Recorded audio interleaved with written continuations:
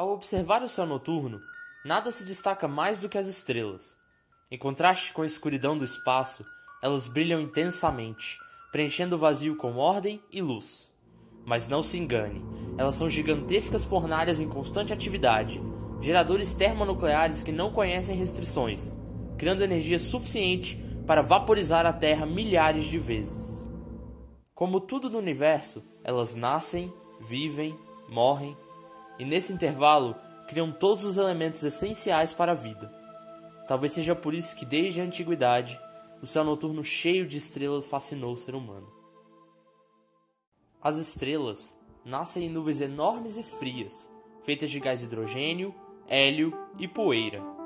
Esses berçários estelares são conhecidos como nebulosas ou nuvens moleculares e possuem centenas de anos-luz de comprimento. No início da formação estelar, a gravidade faz a nebulosa encolher e se dividir em aglomerados menores de gás. À medida que o gás se condensa nesses aglomerados, a temperatura e a pressão vão subindo, até o ponto em que os átomos de hidrogênio se fundem, formando átomos de hélio, com grande liberação de energia. Esse processo é chamado de fusão termonuclear, e é ele que define uma estrela. Antes da fusão começar, nos referimos ao agregado de gases como protoestrela, e depois como estrela da sequência principal. Como a gravidade faz as estrelas se contraírem, para que ela não entre em colapso, o processo de fusão deve continuar gerando energia e fazendo pressão contra a gravidade. É esse cabo de guerra entre as duas forças que mantém o astro estável. A nossa estrela, o Sol, é uma grande bola de gás incandescente, em equilíbrio entre a expansão do gás no seu centro e a ação gravitacional. Uma estrela como essa leva milhões de anos para amadurecer, e o seu tempo de vida é aproximadamente 10 bilhões de anos. Desse modo, dizemos que o Sol é uma estrela de meia-idade, pois já existe há aproximadamente 4,5 bilhões de anos. No início da vida, a maioria das estrelas apresenta um disco de gás e poeira ao seu redor. Isso acontece porque quando a nebulosa começa a se contrair e girar para formar a estrela, ela se achata em um plano. Com o passar do tempo, o material desse disco é expelido, mas a partir dele, planetas podem se formar nos arredores da estrela. Olha que fascinante! Na região onde hoje existe o Sistema Solar, havia anteriormente uma nebulosa gigante, que ao colapsar deu origem ao Sol e posteriormente ao conjunto de planetas que o acompanham. Dizemos que uma estrela está morrendo quando o hidrogênio que alimenta as reações nucleares no seu interior começa a se esgotar.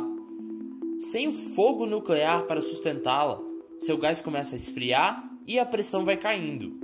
O resultado é que o interior não vai mais aguentar o peso das camadas externas e o colapso final começará. Nesse estágio, a contração da estrela é tão poderosa que os átomos de hélio formados ao longo de bilhões de anos no núcleo são espremidos até o ponto em que se fundem, originando elementos mais pesados como o carbono e o oxigênio. Em resposta, a superfície volta a se expandir e o astro começa a inchar, chegando a ter mais de 100 vezes o seu tamanho original. É a partir desse momento que passamos a nos referir a esse corpo como uma estrela gigante vermelha. Em 4 ou até mesmo 5 bilhões de anos, o nosso Sol também vai se expandir e virar uma estrela desse tipo.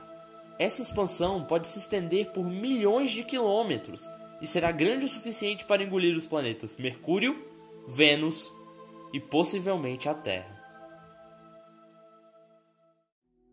Depois desse estágio, a gigante vermelha finalmente se rende à força gravitacional. As suas camadas mais externas se dissipam, deixando para trás apenas o núcleo, bem encolhido. A contração continua, e dessa vez só para quando a estrela estiver muito pequena e densa, passando a se chamar anã branca. Ao longo de bilhões de anos, o que restou do astro gradualmente esfria e o seu brilho diminui, até que ele se torna praticamente invisível.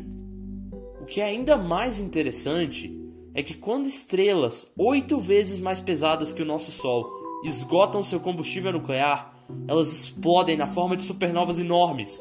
Algumas originam até buracos negros, de tão maciças. Então, o que nós aprendemos? A evolução estelar revela que nada dura para sempre. Até as estrelas morrem.